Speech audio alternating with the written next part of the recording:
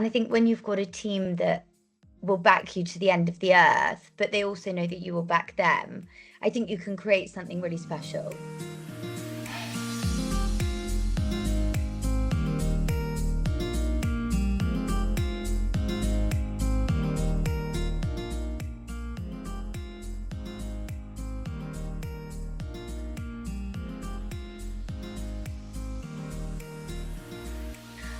My venture into business has taught me that actually success is no fluke in business. It isn't easy, it's incredibly hard.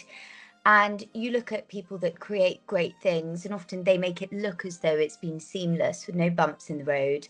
And maybe they've had a bit of luck on their hands. But actually, what I've realized after sort of setting up two businesses, the hard graft is really necessary. And if you decide to cut corners, as I have done in the past, I think all business owners have, often it can actually slow down your progress.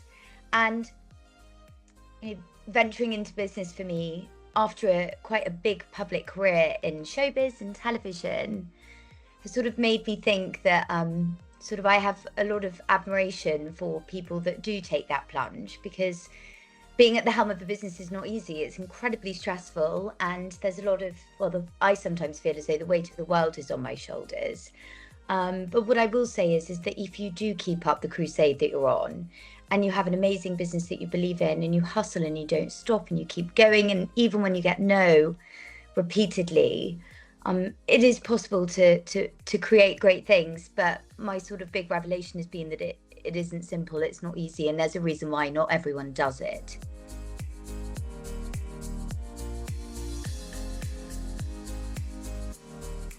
Mine would be study the sector first. I think all sectors are sort of cyclical, and there can be sectors that are really ripe for disruption. There can be sectors that are full to the brim of private equity money. Be canny about that. And then obviously alongside that, you've just got to know and be passionate about every ounce of what you're trying to do and what you're trying to create. I would also say to people that don't be scared to outsource if you are not the expert in that field. And I think as founders, we sort of think we can do everything. We must be the jack of all trades. We're in that scrappy startup mentality where we are head of accounts, marketing, social media, you name it. But actually, there's something quite cool about finding someone that's better than you at something and bringing them onto your team, because I think that collaborative effort you can get from A to B a lot quicker. And I think as a leader, sort of saying that, yeah, I'm good at most things, but actually you're better than me. I think that sort of relinquishing of power and giving it to someone else, I think makes people feel like they're so with you on the journey.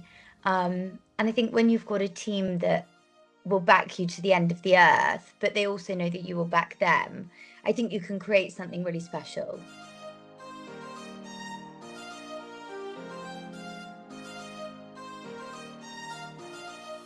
I would like to think I've always been militant with who I partner with from a brand perspective, for me personally.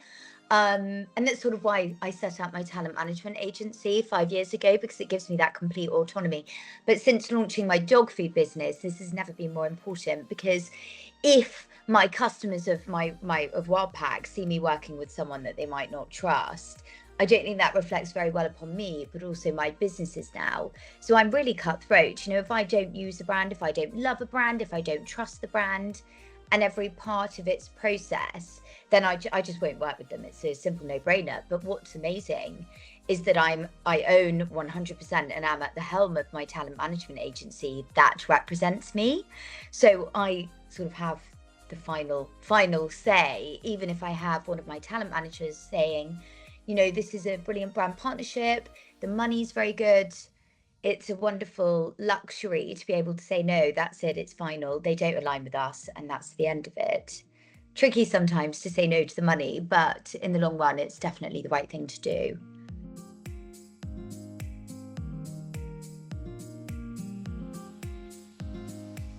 The thing that shocked me the most since founding the businesses has been a really unexpected one.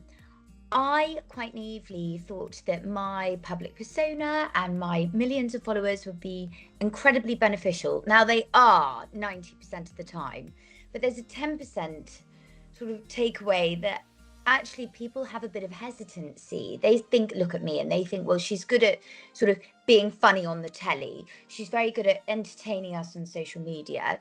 Sort of, oh, she was on Made in Chelsea years ago. She won the jungle. She couldn't possibly be the person that I should be trusting to buy my dog food from.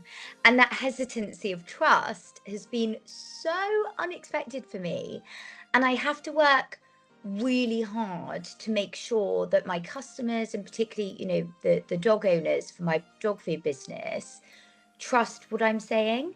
And actually, some of the sort of television and brand partnerships that I've done previously can work against me on that. So I hope that sort of all of the work that I've done over the past few years in gaining that trust with my customers is paying off. But I didn't expect that hesitancy and that automatic lack of trust because of my television background to be a bit of a block for the business. But I really sort of do a deep delve with all my customers, and it's something that comes back. Why should we trust you to tell me what dog food I should buy? It's just quite interesting.